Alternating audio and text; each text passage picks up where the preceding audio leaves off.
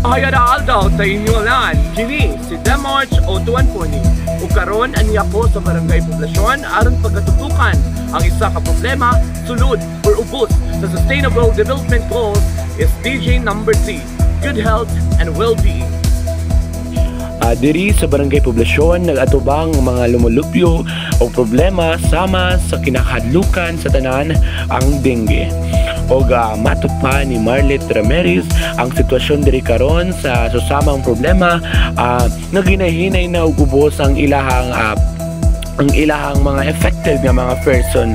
O matod pa po ni Marlet Ramirez ang hinungdan sa maong problema o sitwasyon mao ang mga ligid nga gipang standby kunang mabutangan og tubig, mao na siya mapuy-an og tiki-tiki, maggabuhat og lamok ug mo nang cause sa dengue. Ug uban pa pod ang mga batol, ang mga botilya dapat ibutang nato og sakto atong ipangbali or mahimo man galing ipangkulog nato ang mga dili na magamit nga mga butang.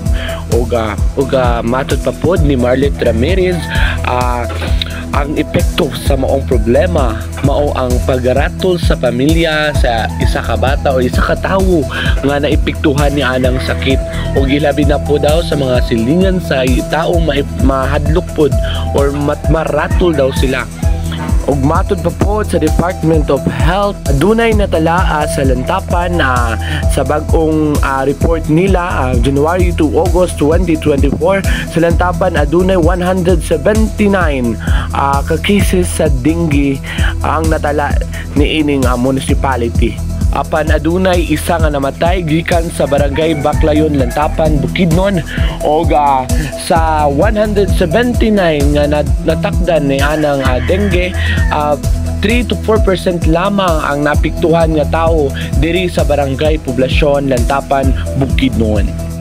Ug matod pa sa mga nakasinati sa mga problema, sama ni Ma'am Almasina, usa ka BHW o barangay health worker sa maong komunidad, ato siyang madunggan ug unsang iyang makaistorya. Ang akong kasinatian ni ining maong giingon nga dengue, hinaut-unta nga kitang mga katawhan diri sa poblasyon manghinlo gid kita sa atong palibot para malikayan kini maong sakit.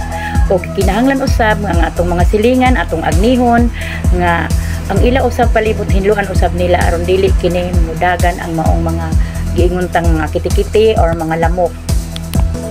Ma'am, pasig na pa kay madugag di akalain, ma'am. Ug ang akong ikadugang pod kining atong mga baldi sa atong mga kalikuanan, kinahanglan nga ato giyong takpan, atong takluban para dili masudlan sa mga kiti-kiti, kanang mga botilya ato giyong pangkulbon, kanang mga binaungan, kanang mga kuan sa lubi dapat ipangkulob gyud nato na para malikayon gyud nato ang mga tubig nga nagpundo diha nga maoy kapuy-an sa mga kiti-kiti. Okay, mo ra to, ma'am. Salamat, sir. So mao kato atong nadungog si Ma'am Almasina, usa ka BHW diri sa barangay poblasyon Lantapan, Bukidnon.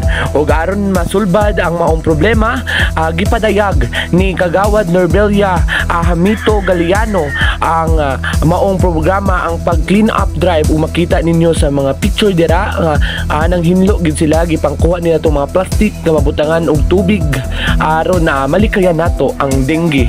O atuwa man silang nakita nga nang hinlo gayud sila sa maong komunidad ang barangay poblasyon, ug ilagid kining gituyok aron mga kuha ang mga plastic bottles ug uban pang mga butang nga masudlan og tubig.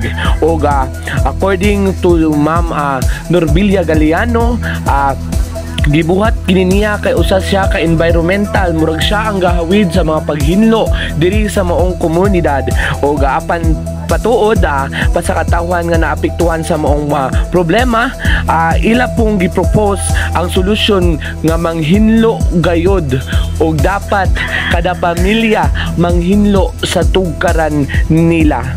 O kini naghulagway sa SDG number 3, good health and well-being. Og mga higala kinahanglan gid nato nga buhaton aron masulbad ang maong problema, dapat magkahiusa ang usa ka komunidad. Daghang salamat.